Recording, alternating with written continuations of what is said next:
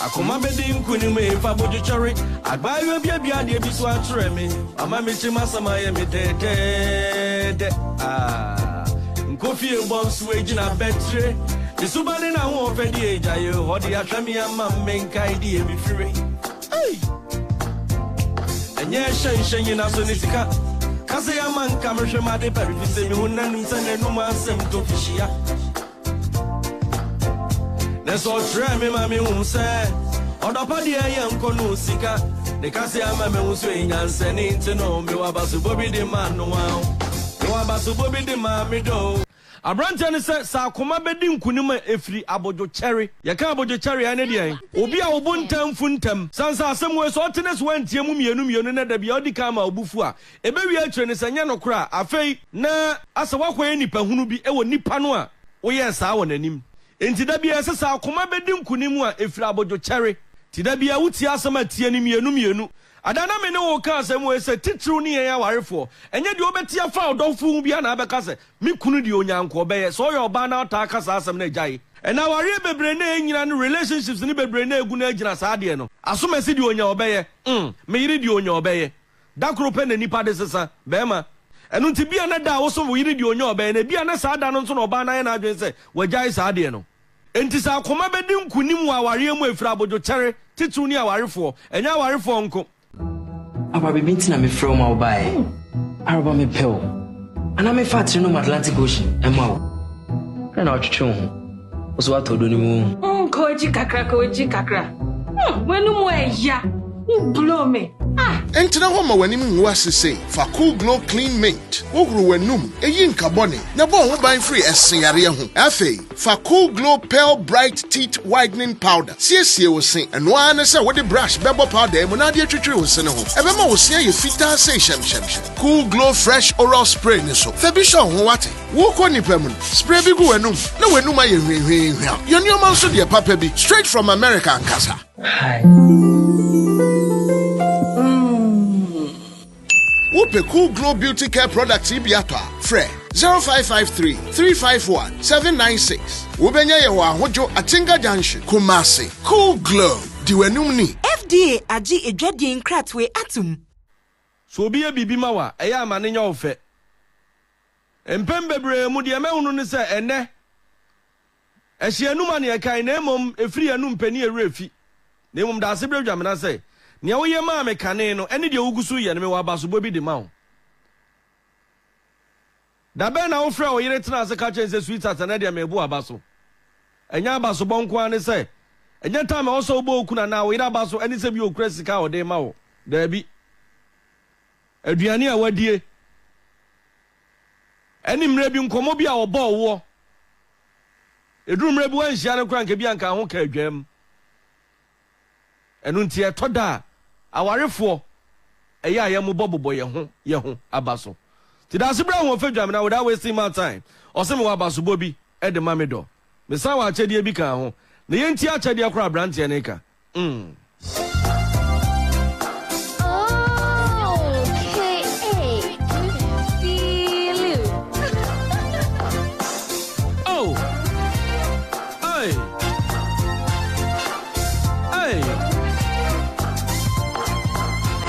Akoma bedi nkunime fa bojo cherry agbayo bia de bi so akyere me ama me chima sama ye me de nkofi ebonsu ejina betre isubane na ho ofedi ejayo hodi atwami ama menkai di e bifire enye shen na so ni sika kase ya man kamhwe ma de pari se mi hunanum sane no ma asem to fishia Neso try me mami unse Odopa di eye nkono sika De kasi ama me unso enyanse ni ntino me wabasu bobi di man no wow Me wabasu bobi di man Medo Me sawa achedi ebi kane ho Edukrom unso akona kono di e Minyanse bi amodanu mo Me wabasu bobi di man Medo Me wawa achedi ebi kane ho Edukrom unso akona kono di e Minyanse bi amodanu Osi akoma bedi nkunim efra abojo cherry koma bedi nkunim efra abojo cherry abayo bia ade ebiso akyere me ama me tirim asama ya me de nkofi ebonso ejina betre ni subane na ho ofedi ejaye odi ahwame ama menkai di emifire enye hyen na ni sika kase ya man kamehwema de pa bi fi se mi hunu na minim se na numa asem to fihia nenso o kire me ma me hu se odopa de eye nkonu sika ne kase ya meme hu so enyansa ni nti no me wabaso bobi de man no wa enti me wabaso bobi de ma Medo esa wa achedi e bi ka ho a edukrom nsu akona kono de minya se bia modo anom abrante ne se sa akoma bedi nkunim efiri abojo cherry ye ka abojo cherry ane de 98.3 obi a obuntam funtam sansa asem we so tenes wantie mu mienu na da bia odi ka ma obufu a ebewi akire ne sanya no kra afei na asa wakwa nipa hunu bi ewo nipa no a wo ye sa wo nanim enti da bia se sa akoma bedi nkunim a efiri abojo cherry ti da bia wuti asama tie ni mienu adana me ne wo ka asem we se titru ni ya warefo enye de obeti afa odofo bia na abeka se me kunu de onyanko obeye so yo ba na ta kasa asem na jai ena ware bebre na enyina no relationships ni bebre na egu na agina sa de no asoma si de onya obeye me yiri de onya obeye dakro pe na nipa de sesa bema enu nti bia na da wo so wo yiri de onya obeye na bia na sa da no so no ba na ya na adwen se wajai sa de no enti sa akoma bedi nkunim wa ware mu efira abojo cherry titu ni awarefo enya awarefo nko sa wo adwumam 98.3 in every situation bia wo mu bia me pacho hia abotre sansa se wanhwe ye na penten ebu atan a da bia no eya wo ye mistake enti wose akoma bedi nkunim a efi abojo cherry na oma nebo echere no wose abayo bia de biso a kire me ama mitirimu asama ya me dedede weye asem bia o ka fa ne dofo hu na me ka asem we se empendo do asan ena otimi du yire ho adanse pa e de kire wa yonkofo empendo do asan na otimi fa fon kra fra wo yire maame ana wo fre wo kunu maame ka kire se mommy eya da obana asema me sansa me ne tena ye ma wo musam fom so ho de nanso akrokro ne tse de oba ne sibi ya me nkoanti ma ya da na sema me unim se nipa oba ne kofie ana be ma ne kofie no ma me ka chense wo yire fa kire frɛ me se ya me na wasema no a me se sa da ne nkwa ne odo ne so ba enim sa de no enti Daasebre Gyamenah nwumwe no eya Abaso bo oda ne yira se gebi a wako hyanto se abayo bia de biso a kire me no ma mitirim asama ya me dedede no ka asem se nkofie bebo nso agina betre ni subane na ho ofedi agyae ode ahweme ama me nkai de emifire ye nyina nso agitum se nkofie bebo a agina betre me pa jo so onimu nkofie a me matena buna hafo mpen bebre sampa suman nkro doman nkro ne mpatam ye bon kofie ne kakraka sa ne ade bayere na hyem oti ase ne se kofie no betimi abon ne kakraka egina wa beti no ahoɔden ade kɔ afuo mu ho ne se de sade we ba ware mu a se ɔdɔ bɛso a egina abotre kofie bɛbɔ a egina betre so ɔdɔ bɛso a egina abotre 98.3 sawari ne de beye yi a agese ba akunya abotre da bia meka se nyansafo mienu ntimi nante ni frani kire ne yonko ni frani kwan a omumienu nyina gata straight enu ntimu amu relationship ma media me ma me yire mfa media me ma me ampa obi anka sama o yire mfa so na emom eya abotre kakran na akokodi no munsuo sanse kofie bebo a ejina betre saware ne beso a ejina ne man kitinkiti bi ni suma bi abeda na di wo relationship num wa ware num mina nana kan oso oba manya ohu gentleman ba ukunu ka ba kwa no aka mienu da bi oba lawyer akirem bibia sister ibe kirem wode ni nsam firifie de kwa afija ekokire ni nsam mu asemesi ye ni kunu mfradwuma mai ni kunu nte nanso sister ne de afirifie e de asem ne kwa abonten ti da bia wo twe wo ne de ba fie mesrew se kofie bebo a egina betere so odo be so a eya amoano na kakra to ano nareka to sini subane na ho ofedi ejai odi ahwame ama men kai ne emifire no ka sami wa me do se enye hyenhyen nyina ne sika kasi ya man ka me hwema de pabi nanso me hunu na na menim se na num asem etofihia ti asem ni yie enye hyenhyen nyina ne sika o ma me kasi ya man ka Daasebre Gyamenah se wo hwere na de pabi sanso hunu no onim se na num asem tofihia ene mema bebre na kasa enu nti no wonder so obi kwaso oba pa se me kwaye ne lie no nso ye kasa ya brofo lie no nso ya brofo kasa wo de ba twi ma kire ntro enu nti mi kwotwa ma ne ntro enu no ene ma ne pe tie na ogina oba ni mu antimi an kansam nyina promise ne se wo de po ebe firi nkra ba ba tukuma se a wonte ase e ma wo mema bebre wodo pa na nso omunim kasa mema bebre na nso kasa sa mema no nso ne womma ensumi ni aba meka cho se enye hyenhyen nyina ne sika da bia meka se mo ese maturity ente kesiyom ente tintinim ente tietiem ente six-packs ente tuom ente anantuom ne mum eti adwenim wadaruma mema bi hu ofe pa nanso seven predu asase ye ka sebe monim jimia wo first class nanso obi ni hwe Silver. nanso wa botre onim kwan ye fa so e kasa kire ma ye krokro ma sister bi ni bibia nanso na botre woni kunu hunti ye so aye ni kunu na duro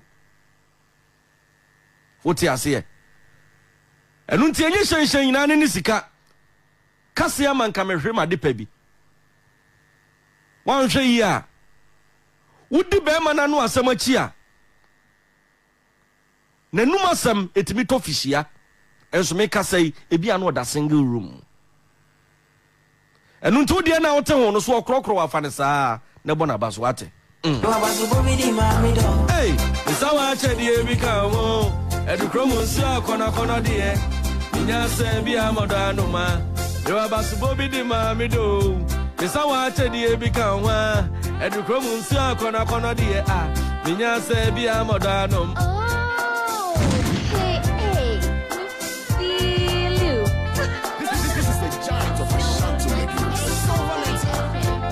Can you picture me now, Bonyo?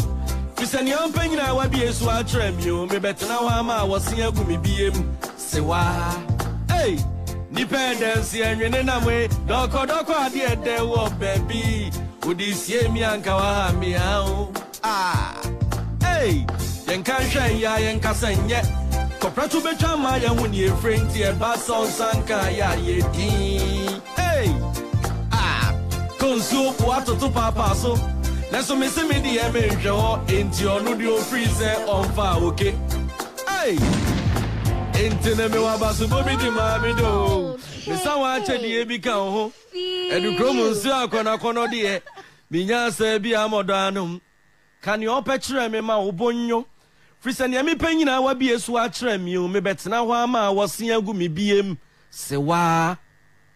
Enipa dansi anwene nam doko ade de wo baby udi sie mi anka wa ha miao yen kan hwe ya yen kasa nye atoprechu betwa ma ya hu ni efre tie Abaso sanka ya yedi obama mekitu osi tonso bu atoto papa so looking weak let's me say me di emenhwe ho enti onu di on free say on fa okay me wa Abaso bobi di ma Medo me sa wa chedi ebi ka ho edukrom nsu akona de minya se bia modanum ento se kan yo pa kire me na obonyu fisa ne mi panyina wa bie su a kire me enti me ba betena ho ama wo se agumi biem da bi oba ne mi panyina wa bie su a kire me enti afi na me ba betwetwe me ho ana ensi da misrawo kan ye wo pa kire me na mebo enyo sansa me ba ware me no tena de me panyina bra na bie so a kire me omfa bibia nsie me Silver. baby no okọ ni mitu anamọ okọ me se ekọ be mfie mienu ni obi ne yire kura ntu anamọ okọ baby da bia be ma ne nko ana pie okọ so we de anya ma asem eye me ma asem na nsumi nua brante wo nim se baby a okọ no question mark wo ho enu nti na wontimi mfa wo yire nko to se kan yo pe kire me na abonyo sansa ne mi panyina wa bie so a kire me betena ma wo se agu me biem se wa no si nipa da yanwene nam dokodoko ade ede wo baabi udi sie mi anko ha me se eya Abaso bo abrante ne de ma ne yire o on nanim ne wa hunu no onim ne wa tie wa aware no ote ase mu nti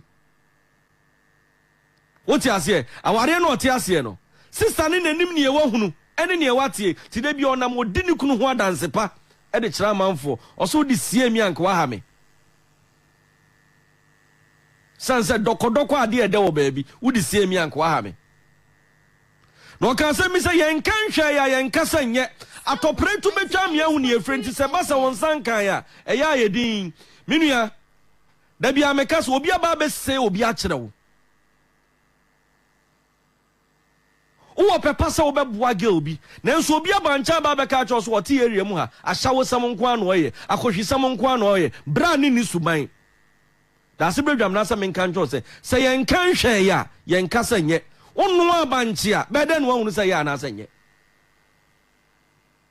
wo de banchi si jaso wi na hunu nusuban enu nti so wade pa bi ben wa mo obi nse ne nkyerɛw ebi ana sa nipa no yo nyankopɔn da bia me kasa se wo kɔfo abuso de a wo na ho ha na emom de ya wo twetwe ho no de ya na sa wo twetwe ho no enu na ya de pa enu nti na nipa ɛsɛn ne kyerɛwo ya hunu se sister ne bo abra bom obɛboa wo bra ne bo abra bom a oni ema nyina bɛkɔsoro enu nti yɛsɛ na kyerɛw ti yɛn kan hwɛ ya yɛn kasa nyɛ onya fa na atɔpre ne to betwa amu ahu baabi a efire wo behunu baabi a sɛ die nti ane yɛsɛ ne kyerɛw ɔsi tonso obu atoto paapa so nanso me die me se me hwɛ hɔ sanso on de ofiri sɛ wa family oke wa family la wa family nwa woti ase enu nti nya Abaso bobi ne fama bema no oba na wo ne netie no na ne ema nyina entimi nkoyie ma wate ye wa Abaso bobi di Medo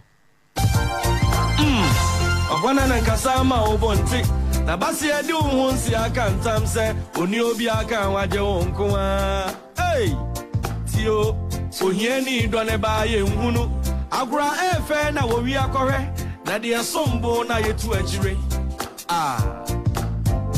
ade foforo fenti na yerekwa ode ne kokko obo ne mama so nti no ade a fenti no ode kire tio obuo ni subampa da wanim aho fani adwuma de nta wachi gubenete betena mfaso onko intene me wa Abaso bobi de Medo isawa chedi ebi kan ho edukrom nsu akona kono de nya se bia modanom obuona na nkasa ma obonte na basi edi wo nsi aka ntam se oni obi aka anwaje wo nko so hiani do ne ba ye nhunu agura efe na wo wi akohwe na de sombo ne etu akire ade foforo fenti na yerekwa ode ne kokko obo ne moma so ade a fenti no ode kire me kasai obuo ni subampa da wanim aho ofani adwuma de nta wachi bubenete betena mfaso onko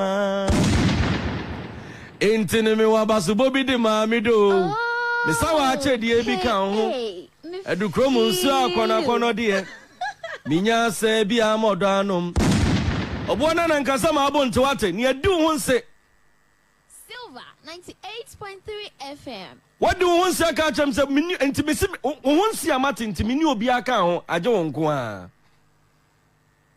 Also, here need on a bar, Wunu, and no crass a mo. So here need on a bar, Yana Kurani Hunu. Obusani mammy and me and Yabiaman into a cast one penno, a wawarium.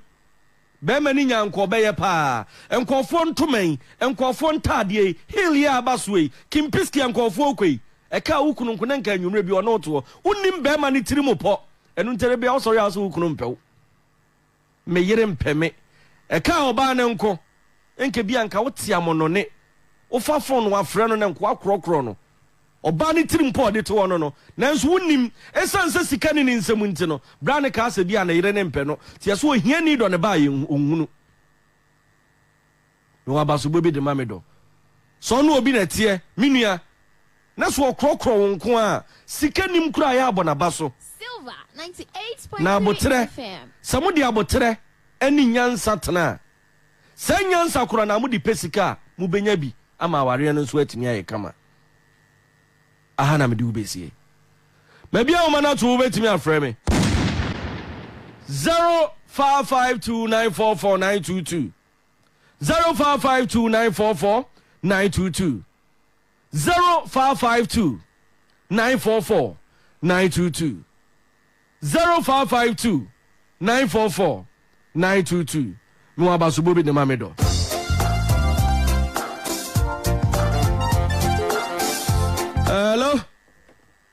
Hello DJ. Yes sir. Good evening. Majo so mini odin baby akasa free. The kasa free abeponya so fantastic fantastic. The premier kwa taxi driver. Mini ampacho mi entio. DJ nyame sao. Amen. Ya nyawo wasanjwe mu anka yawu. Na Silver 98.3 FM. Ensem na ewo nyum no. In fact, you do ungratefulness e wo nipa okay nyakopon ka afida No correct. By so ya yo ungrateful ama nyakopon ka di ma ko di na online na enti nyame nsa me medi ka enyum na de edikanfo na boni na ba aka ke agobi na moji nyame nsa me so me da say nyame nsa pa menua say ofre. Hello me ba chodi ni baby akasa free. Okay, Ibrahim de kasa so bushen. Ibrahim Boshen. Ai. Ibrahim ba chodi too. And the media, what can tell me where you me? Hey. Me say, yeah, when I tell you man, you mean to say that at you. Maintain as that. Hey. Man, I can't say more. I can't say papa. What can some papa? And you may answer woman, Kazanga. And you say, which you know, over Mwaba. I don't know blah. No question. What can some work? Is my bottle? Yeah, I'm sure. I'm sure. Meda Seminia, hello. Me ba chodi ni baby akasa free. Pacho me dada me kasa free Breman Pacho mi entio. Masa, I'm ready. What making me deep, papa. There's a 3 to 4 months in the nominate lead bino. Masa, my ye be beer, the bima be a choba. From Wooow. And the baby oka say, anybody. Ohiani done ba akola ni ngunu sanse sika ni fienti. That statement in a day. Masa me da say awrade nshira. Onshira also. Hello. DJ. Yes sir. DJ, edina Isaac Fasten. Kata fe gwa kwa ntu na meye. Isaac Pacho mi enti ominia. DJ, and me there mama was so good me. DJ. I mean, stop. On your case, DJ. They say, the woman make calculate you can even say you did a misroute. Meda say, Bamefa last call on that fee. Yes, hello. Yes, sir. Boss Pacho didn't maybe akasa free. Pacho, you can put your name because it's sir. Ana ni wadaru mami entio. No, sir. Murebi ni nchi kwa ja. Ni murebi ana kwa. Na your friend saying. Pacho high Silver FM 98.3 ntimanenka hey why? Na wanka sa Pacho uye musician na. Radio presenter. Na mkwa se friend saying Gyamenah because dia ya sana wono. Na wo bo sa anyo no. Se Gyamenah nyo bi na wo to no. Pacho high. Masa. In fact, that's what I said. One year the jump. But me da say. Makaha, what's it? nowhere to go. Waka how? Maka. Me video nin ka mesro, yin free obi. Why? What the frequency is simple? 98.3 Troto on F super glue so. Meso this is. Medo say last caller, hello. Hello? Me ba chodin baby aka free. Me ba cha me fang me ka free santase. Me ba chodin last caller me ntio. Me ba cha nyumi me nyapa na ka mo bono me kai ya me drive mu. Oh, I say nyum na sia ma me feeling rough. Medo say mo boy juma, mo mo ko so mo juma. E be tie mu sa anso era ma si. Medo say ahada me di be sie na man sorry a anhwa